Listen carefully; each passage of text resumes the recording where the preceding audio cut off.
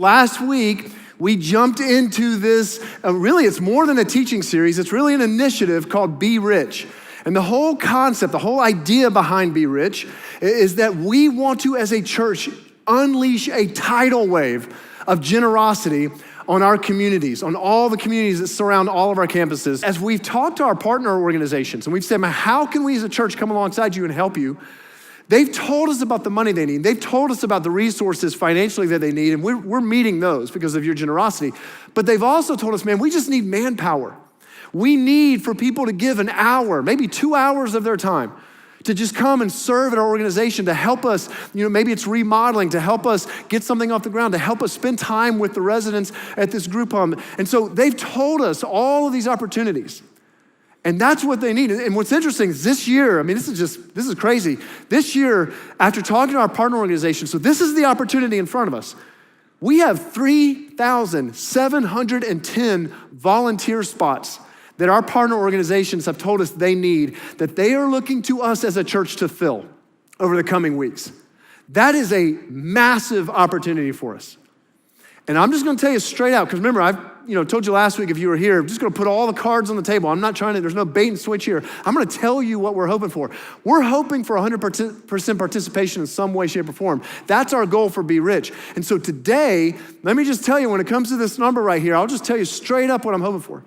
I really do. I really believe that one of those 307 and 10 spots is for you. I just believe that one of those spots has your name on it. Listen to what he says to him.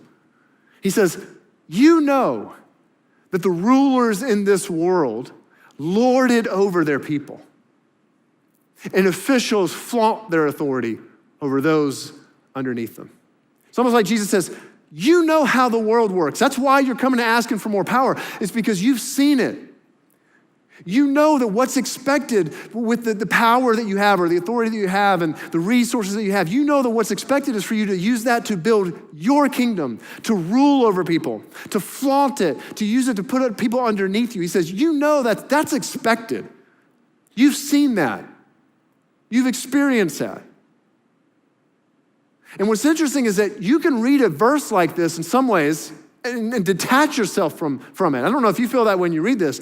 You can almost detach yourself and go, well, Jesus isn't talking about me there, because Jesus is talking about officials. He's talking about rulers. He's talking about officials, and I'm not really a ruler of anything, and I'm not really an official. But the key idea that Jesus is getting at here is not the position of these people. It's this word. It's what people do with their authority.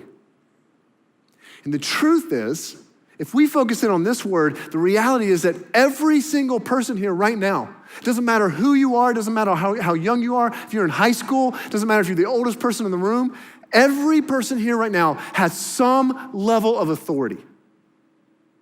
And the reason why is because authority is just influence. Authority is just the ability to influence people. And every person sitting here right now, you have some level of influence. Some of us is a massive pull. For some of us, it's a small amount, but it doesn't matter. We all have it at some level.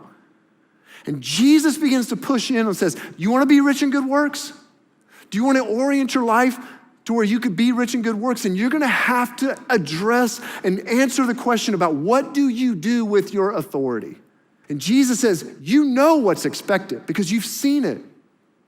That it's possible to use your authority, use your role, use your resources, use your reputation. It's possible to use all of that to build your kingdom, to advance your cause, to keep pushing you forward. Jesus says, that's expected. Everyone knows how to do that. But then Jesus pushes and says this. Very next sentence says, but among you, it will be different. Jesus says, there's another way of thinking about how to use it. He says, whoever wants to be a leader among you must be a servant. And whoever wants to be first among you must be the slave of everyone else. That's challenging. But I think part of what Jesus is doing here, this is so important. I think part of what Jesus is doing is pushing in on what it means to find ultimate meaning in our life and purpose in our life and significance in our life. And I think part of what Jesus is doing here is saying, look, do you want meaning in your life? Do you want purpose? Do you want to find significance? If you do, then the most important question to ask with your life is not, what am I here for? The most important question to ask is, who am I here for? Because if you can answer who I am here for, you will discover what you're here for. Here's how a slave thinks. A slave considers others as better than them. That's how a slave thinks, right? Considers others as better than them. And a slave believes that there is nothing and no one beneath them. That's the mindset of a slave. But not only does Jesus push and say, we're gonna have to have the mindset and think like a slave. Jesus says, you wanna be different. You wanna be rich in good works and begin to think, who am I here for? It's also mean we have to act like a servant. So let's talk about what a servant does. A servant looks for opportunities. And a servant doesn't delay. The word servant that's translated servant in that passage that we just looked at a minute ago, it can actually, in the first century, carry the ideas of waiting on tables, of like serving at a table. So maybe the best way to think about servant is just think about, a particular restaurant you've been at and the best service you've ever gotten from your server. Like, what did they do? There's probably a few core things. They looked for opportunities to meet your needs, and then they didn't delay. They met those needs. Not long after he said those words, Jesus found himself the night before he died in a small room sharing a meal with his closest friends. And in the middle of that meal, he interrupts the meal and says something astounding. John 13:3 says that Jesus said, all authority, there's our word, authority. All authority has been given to me. You want to talk about role? Jesus, supreme. You want to talk about, resources? Jesus, limitless at his fingertips. You want to talk about reputation? Jesus, able to do anything. All authority has been given to me. And then, in light of that, Jesus backs away from the table, kneels down, grabs a bucket of water and a towel, and goes around and washes the feet of every person in that room, which was a job reserved for a slave in the first century. And the one who they had come to believe was the Son of God, taking all of his authority and leveraging it to serve others. And when he was done with that, do you know what he said to them? He said, I have given you an example to what? Think about? Nope. I've given you an example to consider? Nope. I've given you an example to have some good intentions around? Nope. He says, I've given you an example to what? Follow.